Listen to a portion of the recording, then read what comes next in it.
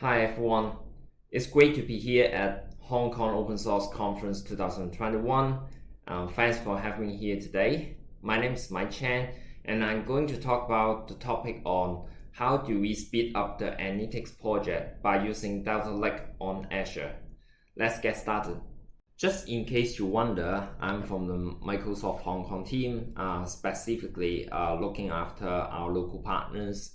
So I'm a cloud solution architect in data and AI. So that's why I'm going to talk about analytics project today with on Delta Lake on Azure. So there's a lot of fun within this topic.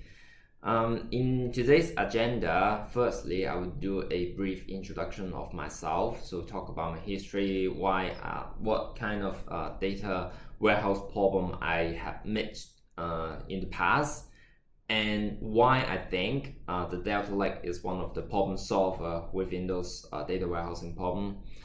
And I'm going to explain a little bit about on topic as well, because I assume most of the Hong Kong open source community actually they're more from developer background. So I don't want to assume you guys already know much about analytics in data engineering, data scientists, etc. So I'm going to cover what the data warehouse guys have been doing in the past, what analytics they have been doing, etc. And the second part is why Delta Lake. I'm going to explain how a Delta Lake as a open source project, they already solve many problems within the data warehousing or analytics project. And then the third part is the extensibility. So I'm from Microsoft, so I'm going to explain a little bit about how our public cloud Azure, they have some services that we can work together with Delta Lake as open source project. So yeah, let's get started. The first thing is, who am I? I'm Mike Chan. I have been working in data engineering and analytics for 9 years now, I think. And then I have been working on some different kind of, I think it's fun. I worked with streaming data in the past. I worked with some major batch data processing like everyday ETL in the past as well. And then I worked 1 year dedicated on Spark cluster on top of Azure before joining Microsoft as well. So this is the fun part. I'm going to explain what is analytics project, especially if you are from the developer background. So analytics project is like copying the data from your source system and then to a system that dedicate for OLAP, so online analytics program. So in the past, like we have been doing it for decades actually. We since Kimball come up with the dimension modeling stuff.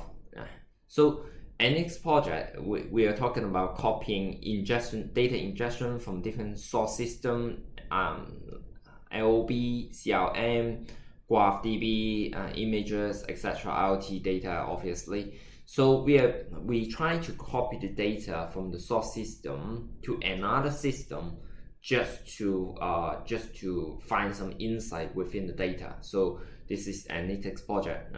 Simple, right? You may have wondered in the past why we are not doing some more streaming stuff or event-driven architecture, which is actually new to the market. In the past decades, I would say, since the DSS, decision support system, we have been doing is we copy from your source system to target system. The reason why we are doing that is we are going to, from doing that, we can copy log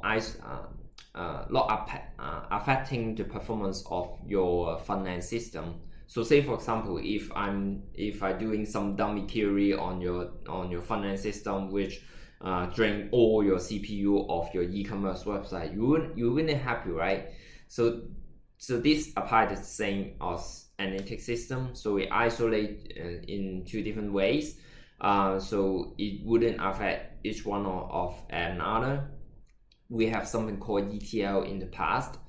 not in the past. It's still happening a lot in the world. So ETL stands for extract, transformation, and loading. So it's I think it's 101 of the data warehousing. So we have lots of tools to do that from even open source web tenant. On different cloud vendor, you have different kind of products to do the ETL. So there are some variants called ELT, which is even more popular actually. So you just extract the data from, say for example, e-commerce web page, and then load them to the data warehouse staging area, and then you transformation. So I assume you know what is ingest and store now. The third part is about data preparation and training. So before you arrive on some fancy dashboard or reports on Power BI, so you have to prep a lot of data like data cleansing, you test your ETL pipeline, you do a lot of modeling stuff just to ensure you have some Figon prediction model for the machine learning, right? So this is analytics project, some several components. So I'm not going to go through a lot of problem that I'm going to introduce to you later, but it has been a problem that ETL doesn't serve much, especially there's some of the work called time to insight, which explains, say for example, ETL actually takes a long time for developer to make sure the data copying from one place to another. Firstly, their performance, the latency of the data, because data is freshness.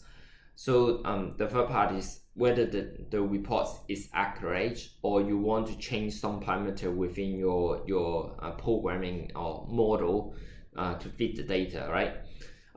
But it doesn't serve better in the past, I would say, because no matter data warehousing or currently we are using some ETL and project, we find the problem is the ingestion takes too long. We don't have much testing data available other than copying another set of data, and then we don't have much framework that you can bring up as a best practice from company A to another company. So usually different companies have different ETL practice, I would say, in data engineering perspective. So there's lots of different variants on solving this problem. So that's why I love Delta Lake collecting. So Delta Lake is one of the contribution from the Databricks company. They are finders of the Spark, which is the Hadoop ecosystem's memory optimized framework to data loading. I'm not sure I introduced too many jargon for you, but there's a lot to learn in this section. So it's for storage.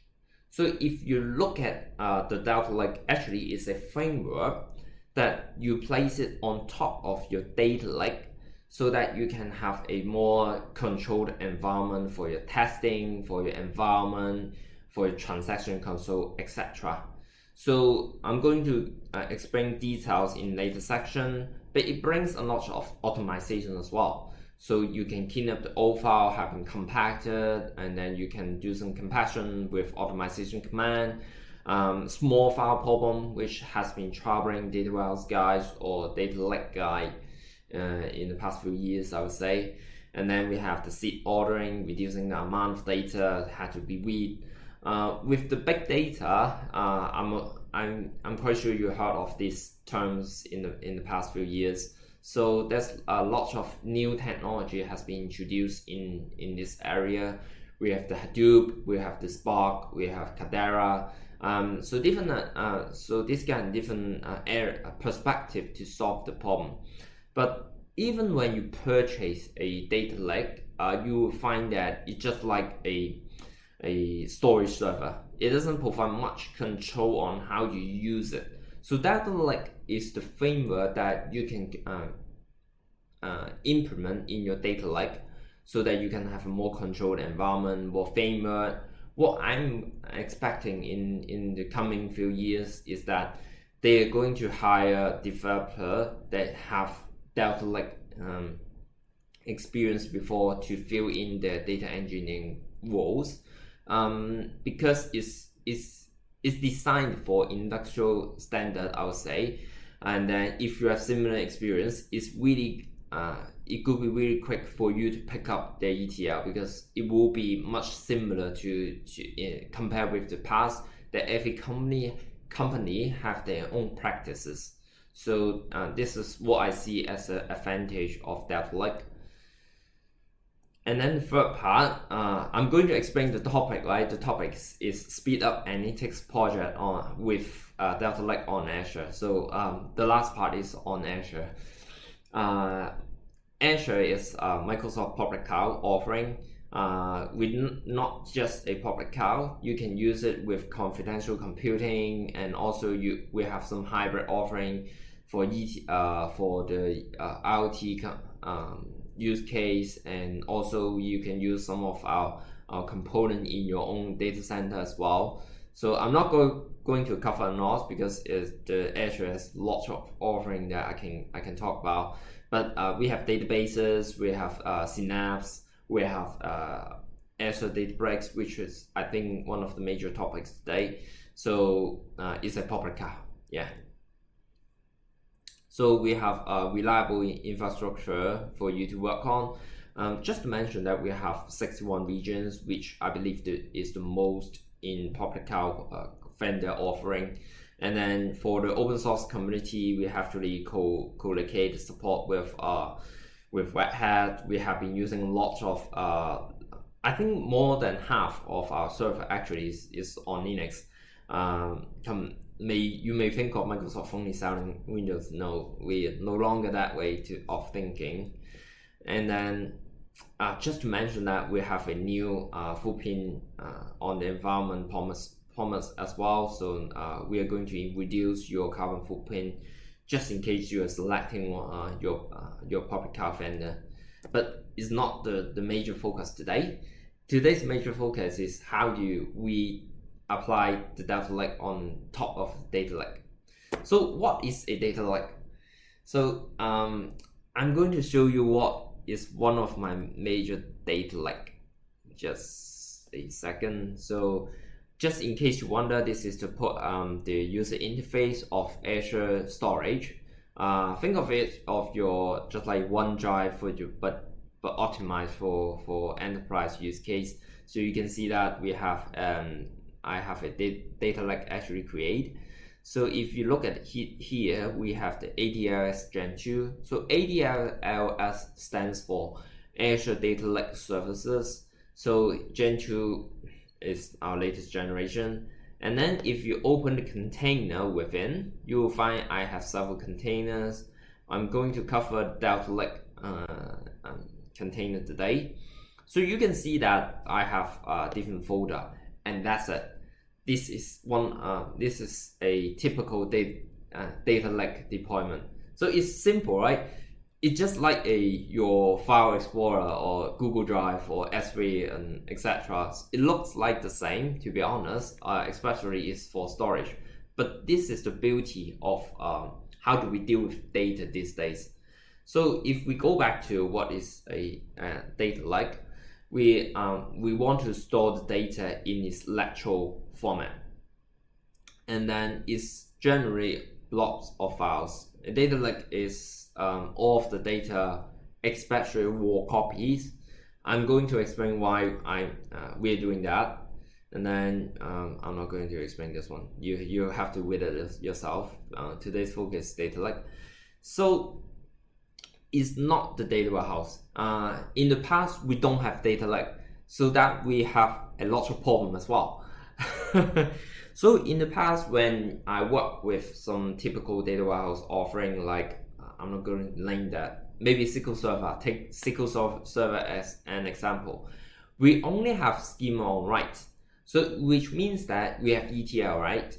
You have to confine your schema just before loading the data to the data warehouse, which takes a lot of time, and then your front end, you have lots of changes in your front end, right? We are difficult to pick up. So we as a ETL developer find it challenging to catch up with your own schema improvement. So in my experience, I work in some small company as well. In the past, I have to tell the front end, the source system developer, hey, if you are applying some schema changes, you have to give me a DDL file so that I can apply on data warehouse just before you deploy your solution, your patches. It never happens. They don't have a confined in structure, especially for small company. I think big corporation, they have more fine control on this one, but most likely you don't have a accurate schema file in the past for you to place it on the data warehouse just before they apply the changes. It just doesn't happen. So that's why one of the advantage of data lake is you have schema on wait, so that no matter how your front end is going to change, just copy the data over or just stream the data over. We can deal with your schema later. So this is innovation, I would say, because we don't have to wait for, or we don't have to endure how the front end is going to change. I shouldn't use the word front end. I just use the transaction system. Yeah. So your transaction system, your whatever your schema changes you apply, we can view it later and in the data warehouse. So in the data lake, so it answers lots of problem of tomorrow, and then it scale without limits. It happens a lot in data warehouse. You run out of this space. Because people copying data around, copying the table just before the changes, and then because it's database, right, and underlain, so you have to manage the memory, etc.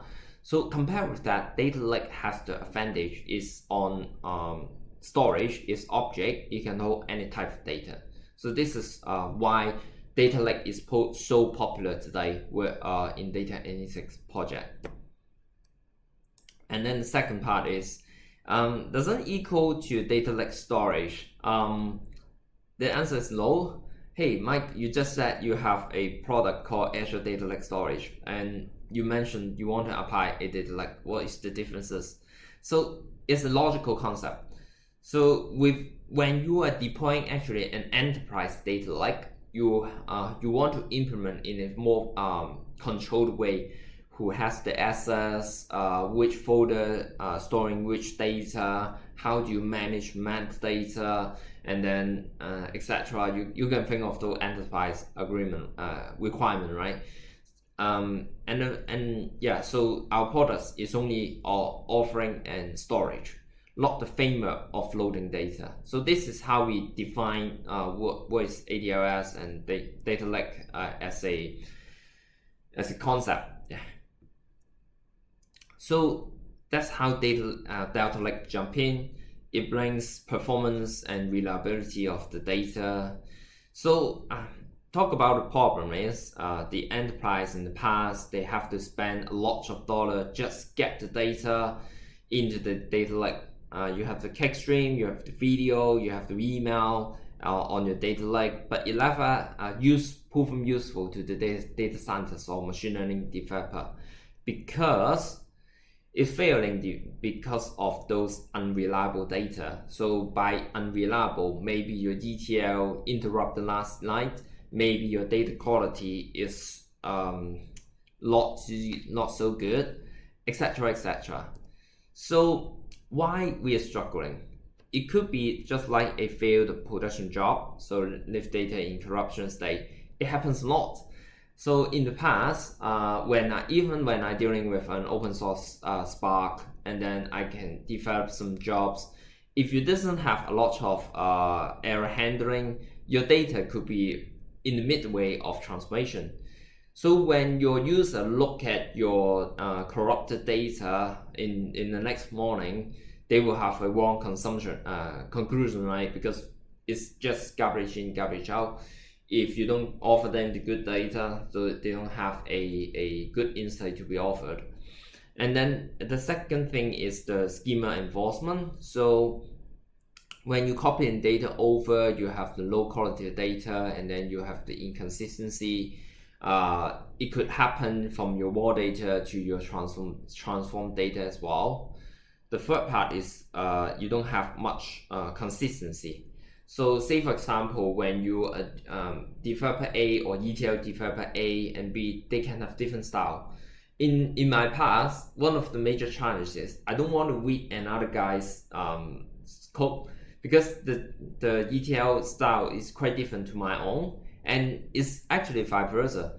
He doesn't want to read my code as well, so it doesn't scale much in the consistency. We don't write the code or write the ETL methodology consistently. Even I think we have sending control already, but it just doesn't work out.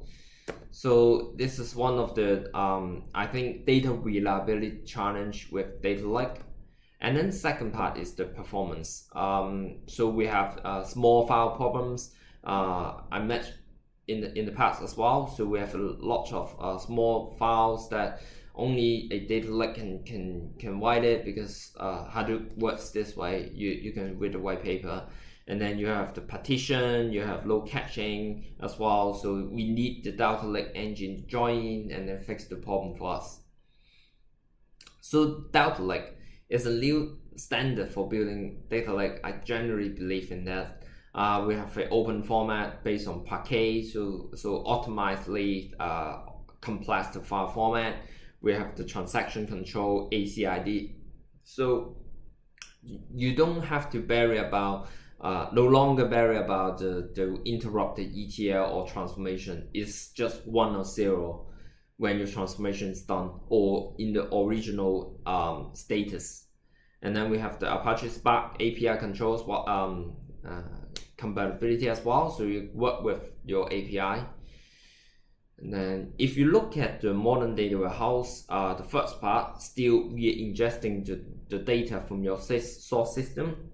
And then you can see that it's in the raw format. And then the first part, actually we call it branch table, is the raw Delta format. So you can store your data, especially is for streaming and batches. You can save the data as a Delta table.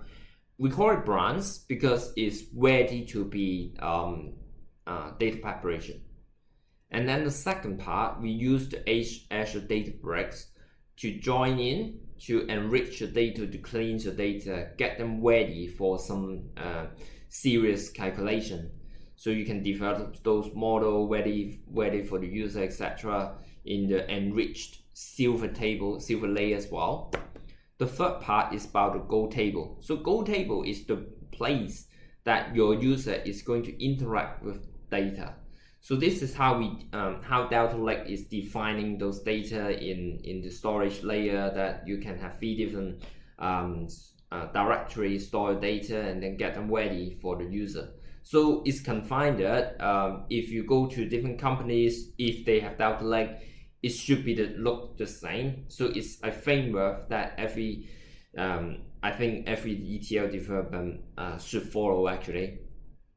And then you load the data in the serving layer. You have Synapse, you have Cosmos, etc. So I'm going to talk about Azure Synapse later as well.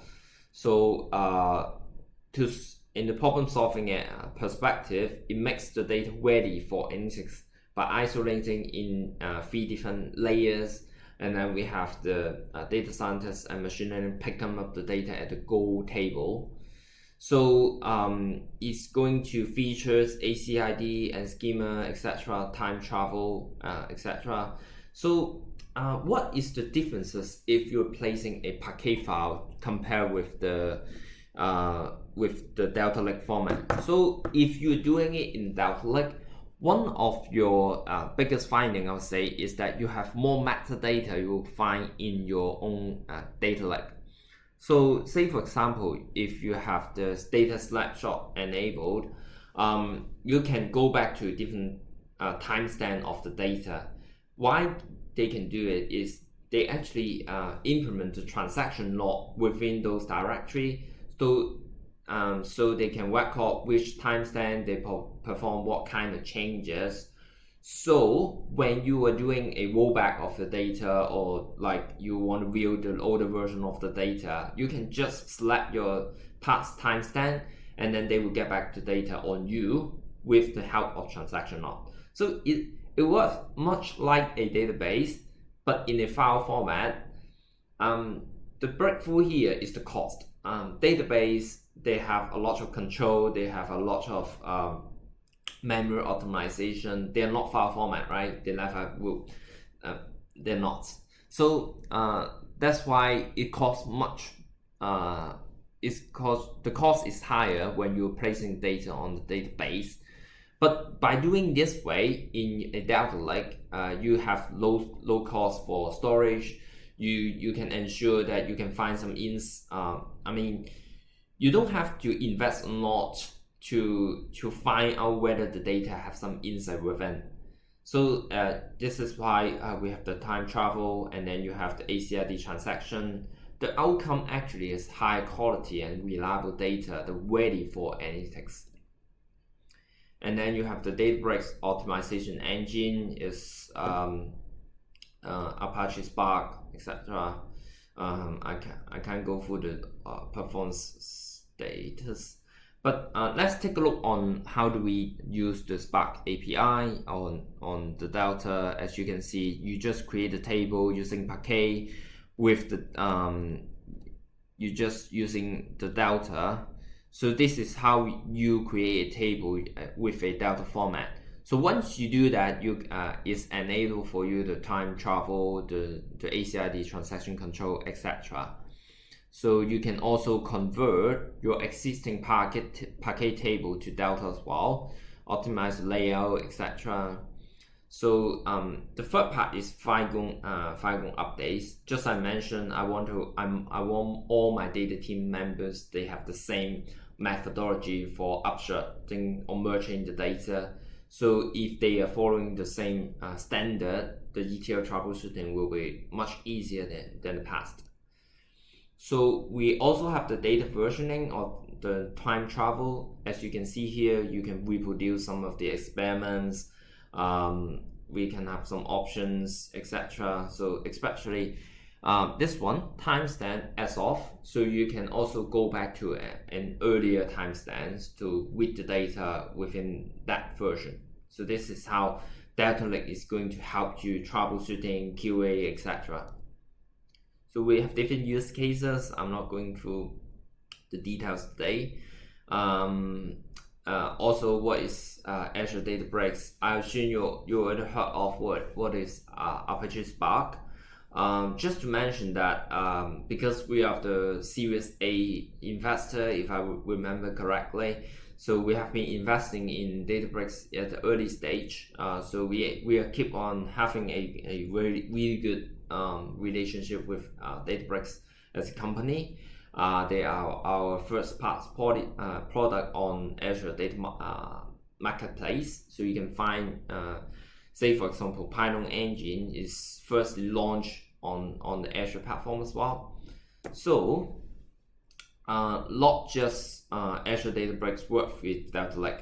So say for example on Data Factory, you can find that you can use the Delta Lake format in our ETL tools, which is Azure Data Factory. So we already support the Delta Lake as extract and loading target for the Data Factory.